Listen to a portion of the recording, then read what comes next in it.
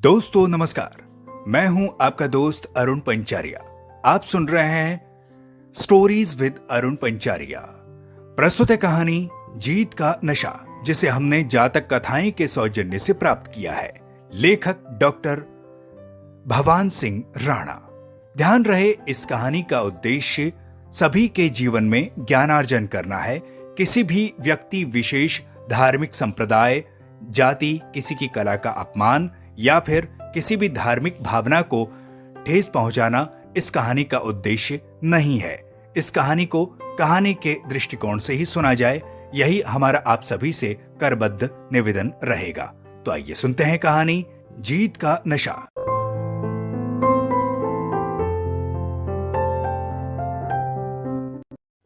बनारस के पास किसी गांव में शिब्बू नाम का एक ढोली रहता था।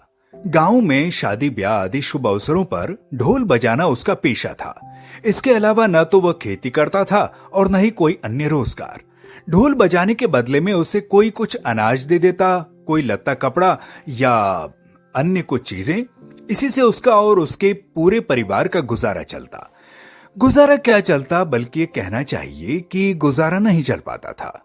उसके परिवार में उसके अलावा उसकी पत्नी और बेटा सुक्खू, दो अन्य प्राणी भी थे। बेचारा शिब्बू आसपास के गांव में ढोल बजाता फिरता, किंतु इससे क्या होता। 2 जून की रोटी भी बड़ी मुश्किल से जुट पाती और कभी कभी तो भूखे पेट ही सो जाना पड़ता। इसी कारण उसकी पत्नी उससे रोज लड़ती झगड़ती रहती। वो कहती, रोज ये ढोल ही बजाते रहोगे या कोई और काम भी करोगे?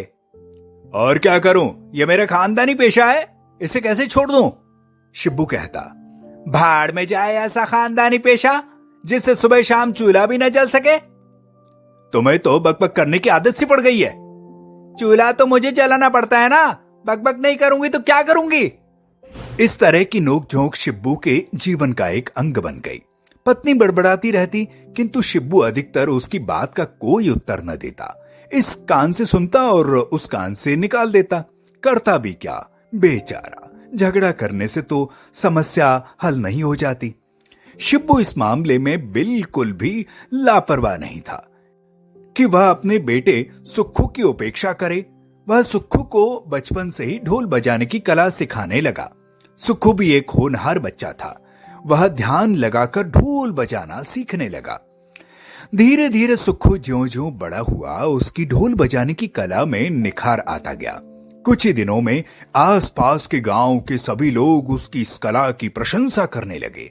वह अपने माँ बाप के बुढ़ापे का एकमात्र सहारा था। अतः माता पिता दोनों ही उसकी प्रशंसा सुनकर फूले न समाते। सुक्खू जवान हुआ तो माँ बाप को बुढ़ापे का एक सहारा मिल गया। भले ही उसे ढोल बजाना उसके पिता ने ही सिखाया था, किंतु अपनी लगन और मेहनत से वह अपने पिता से भी आगे निकल गया। गांव में जब वह ढोल बजाने जाता तो उसका नाम सुनते ही लोग दौड़े दौड़े चले आते। वह घंटों तक लगातार ढोल बजाता रहता। उसका यह काम देख लोग दांतों तले अंगुली दबा लेते। सुक्खू को जल्दी ही मालूम पड़ गया कि ढोल बजाने से उससे कुछ नहीं मिलने वाला। मुश्किल से वह अपना पेट ही भर पाएगा। इससे आगे की बात तो सोचना भी मूर्खता है। अतः इस पेशे के अलावा कोई और भी काम करना चाहिए, किंतु क्या? सुक्खू सदा इसी उधेड़-बुन में डूबा रहता।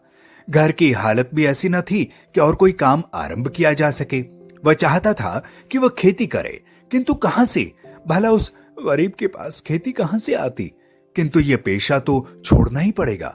यदि वह इस पेशे को नहीं छोड़ेगा तो उसके आगे आने वाली पीढ़ियां भी उसी के समान दरिद्र रह जाएगी। सुक्खू देख रहा था कि उसके पिता ढोल बजाते बजाते बूढ़े हो गए। इसके बदले में उन्हें क्या मिला? एक दिन उसका भी यही हाल हो जाएगा। फिर पछताने से कुछ भी ना होगा। जो कुछ करना है अभी करना होगा। इस विचार ने सुक्खू को बेचैन कर दिया। उसे अपना भविष्य अंधकारमय नजर आने लगा, किंतु वह कर भी क्या सकता था। एक दिन सुक्खू ने सुना कि वाराणसी के महाराज के यहां कोई उत्सव है। उसमें भाग लेने के लिए देश भर के कोने कोने से कलाकार आ रहे हैं। उसने सुना था कि वाराणसी के महाराज बड़े ही गुणी व्यक्ति हैं। उनके दरबार में विद्वानों और कलाकारों का बड़ा सम्मान होता है। सुक्खू ने निश्चय किया कि वह वहां अवश्य जाएगा। वाराणसी जाने का पक्का निश्चय कर सुक्खू अपने पिता से बोला, पिताजी, सुना है बनारस में महाराज के यहाँ उनके पुत्र की जन्मतिथि के अवसर पर एक बहुत बड़ा उत्सव होने वाला है। वहां देश के अनेक भागों से कलाकार आने वाले हैं। हाँ बेटे, सुना तो मैंने भी है। तो क्या तुम वहां जाना चाहते हो? शिब्बू ने कहा। हाँ पिताजी, हम वहां जाएंगे और अपना भाग्य आजमाएंगे। बेटे, मैं तो बूढ़ा हो गया हूँ, ढोल बजाना अब मेरे वश का नहीं। क्या तुम यह सब कर पाओगे? हाँ हाँ, क्यों नहीं पिताजी, आप केवल मेरे साथ चलिए। भला अब ढोल बजाने की आपको क्या जरूरत? तब ठीक है बेटा, जैसी तुम्हारी इच्छा। पिताजी, कल सुबह ही चल पड़ते हैं। ठीक है बेटे, जाने की तैयारी करो। पिता की आज्ञा पाकर सुक्खू वाराणसी जाने की तैयारी करने लगा। उसने अपना ढोल तैयार किया और उस पर नई नई धुनें निकालने लगा। उसकी इन धुनों को सुनकर गांव वालों को बड़ा आश्चर्य हुआ। सभी लोग उसके घर इकट्ठे हो गए। उनकी कुछ समझ में नहीं आ रहा था कि सुक्खू को क्या हो गया है। आखिर ये क्यों इस तरह से ढोल बजाता जा रहा है? अपने ही घर में इस तरह से ढोल बजाने की क्या तुक है? उन्होंने इस विषय में शिब्बू से पूछा। तब जाकर उन्हें मालूम हुआ कि शिब्बू वाराणसी जा रहा है। दूसरी प्रातः दोनों बाप बेटे वाराणसी के लिए चल पड़े। सुक्खू ने ढोल और सभी सामान अपने सिर पर रख लिया। उनके पास जाने के लिए अपनी बैलगाड़ी भी नहीं थी। वे दोनों पैदल ही जा रहे थे। उन्हें लंबी यात्रा तय करनी थी। सुक्खू को इसकी कोई परवाह नहीं थी। बड़ी मुश्किल से उसे भाग्य आजमाने का मौका जो मिल रहा था।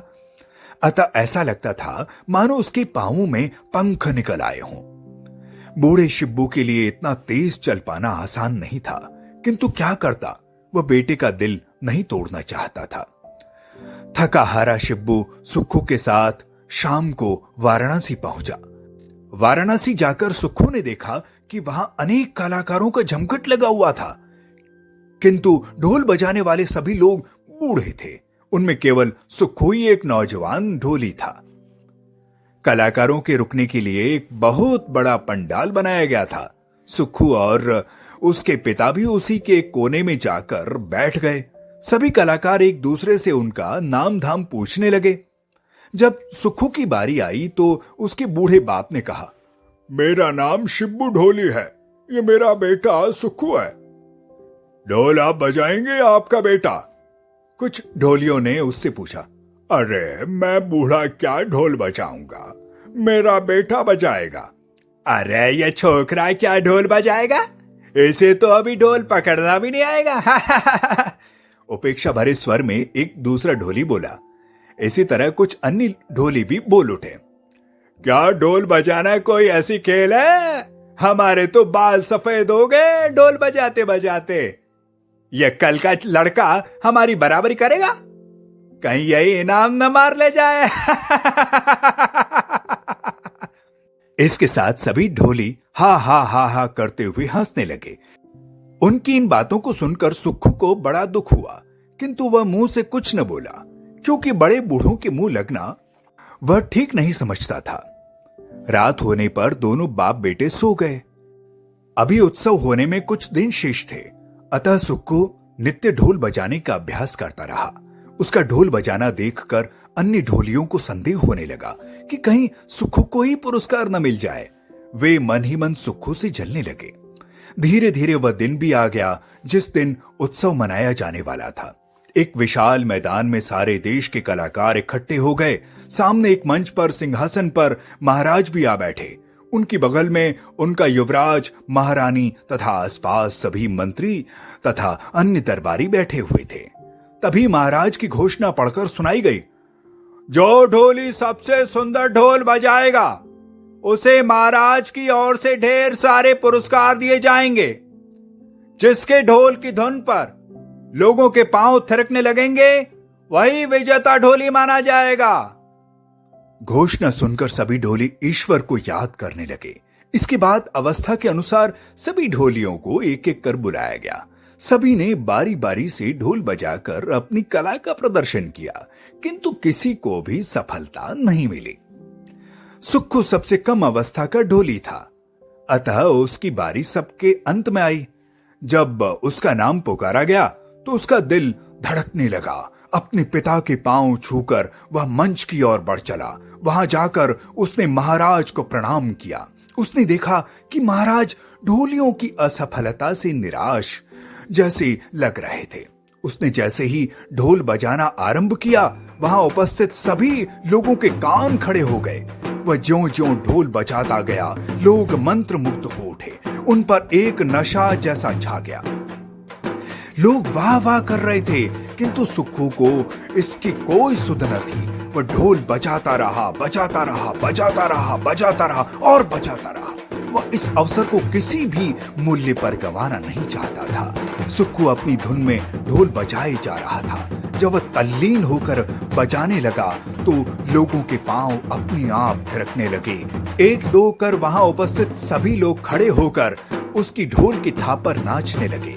यहाँ दरबारी, मंत्री, युवराज तथा महाराज भी स्वयं को रोक न सके। एक अजीब समा बंध गया।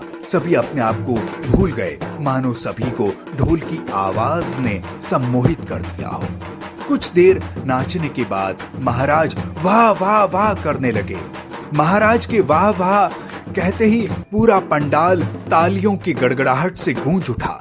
तब सुक्खू का ध्यान टूटा। उसने देखा कि सभी लोग उसकी ढोल की थाप पर थिरक रहे हैं। फिर प्रतियोगिता का परिणाम सुनाया गया। ढोलियों की इस प्रतियोगिता में शिब्बू पुत्र सुक्खू को विजयी घोषित किया जाता है। इस पर सुक्खू ने हाथ जोड़कर महाराज तथा वहां उपस्थित सभी जनसमूह का अभिवादन किया। इस पर सभी अन्य ढोलियों के मुंह शर्म से झुक गए, क्योंकि वे लोग कल तक उसे बच्चा समझकर उसकी उपेक्षा कर रहे थे। उन्हें अपनी करनी पर पछतावा हो रहा था। किसी में भी इतनी हिम्मत नहीं थी कि वो सुक्खू से नजरें मिला सकें। इसके बाद पुरस्कारों का वितरण हुआ। सभी कलाकारों को पुरस्कार मिले, किंतु सुक्खू को महाराज ने स्वयं अपने हाथों से पुरस्कार दिया। उसे मूल्यवान वस्त्रों के साथ ही बहुमूल्य आभूषण तथा कई हजार सोने की मोहरें दी गईं। इन पुरस्कारों को देखकर सुग्गू ठगा जैसा रह गया। उसने तो सपने में भी नहीं सोचा था कि उसे इतना बड़ा पुरस्कार मिलेगा। वह तो घर से यही सोचकर चला था कि अधिक से अधिक उसे कुछ 100 रुपए मिल जाएंगे। यहां तो उसकी पूरी दरिद्रता ही दूर हो चली थी। बेटे की सफलता देखकर शिब्बू की आंखों में खुशी के आंसू छलक आए। सारी जिंदगी भर ढोल बजाने पर भी उसने कभी 100-200 रुपए नहीं देखे थे, किंतु आज उसके बेटे ने एक बार में 12 कर दिए थे। यही सोच सोचकर शिब्बू का सीना अभिमान से ऊंचा हो जाता था। समारोह से विदा होकर सुक्खू अपने घर को लौट पड़ा। इस समय उसके बूढ़े पिता के पैरों में भी एक नई शक्ति आ गई थी। दोनों बाप बेटे खुशी में डूबे हुए चले जा रहे थे। सुक्खू की खुशी की तो कोई सीमा ही नहीं थी। इस खुशी में झूमता हुआ वह सारे रास्ते पर ढोल पीटता जा रहा था।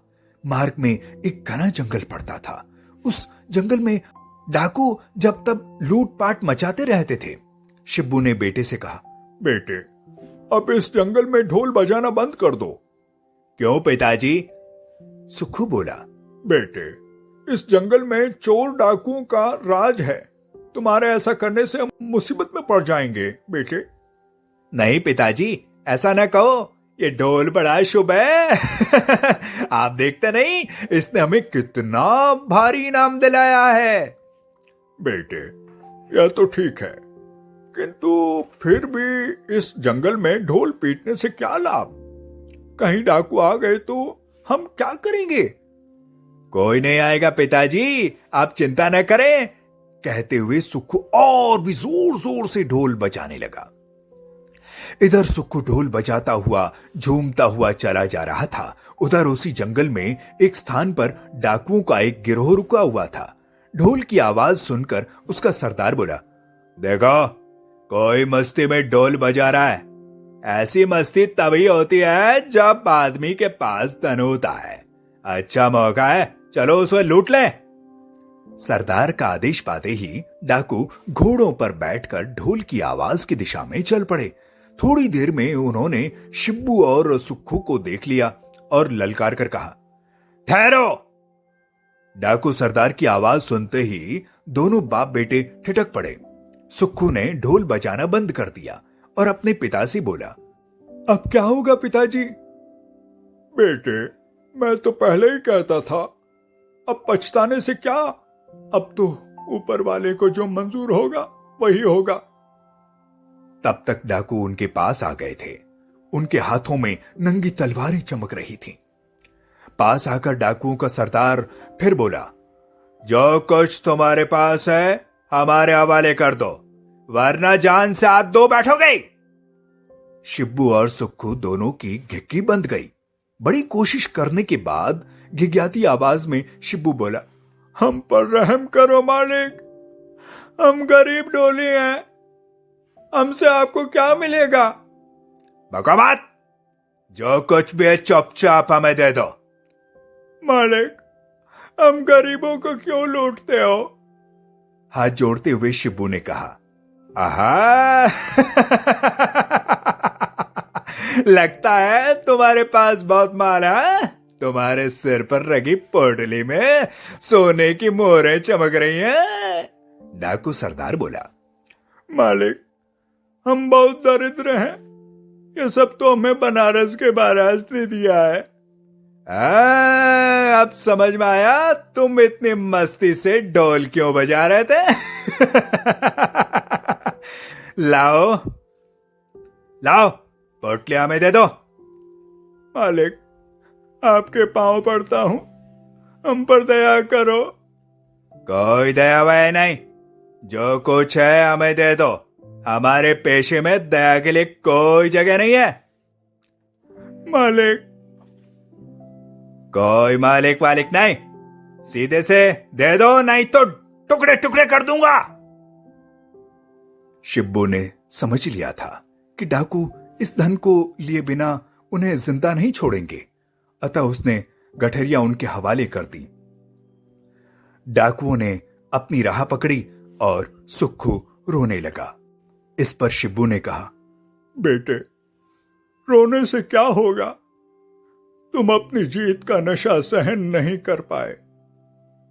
इसके बाद दोनों बाप बेटे रोते पीटते घर लौट आए। तो दोस्तों, इस कहानी से यही सीख मिलती है कि अपनी उपलब्धियों पर आप जरूर गर्व करें, लेकिन उस जीत का नशा आप पर हावी होने न पाए। तो दोस्तों, आज के अंक में बस इतना ही। ऐसे ही किस्से और कहानियों को सुनने के लिए चैनल को सब्सक्राइब करें। अगर वीडियो अच्छा लगा हो तो इसे लाइक करें, साथ ही साथ अपने दोस्तों को भी शेयर करें। और कुछ कहना हो हमें तो नीचे कमेंट बॉक्स में हाजिर हैं आपके लिए। तो अब मैं आपका दोस्त अरुण पंचारिया आपसे चाहता हूं इजाजत। नमस्कार।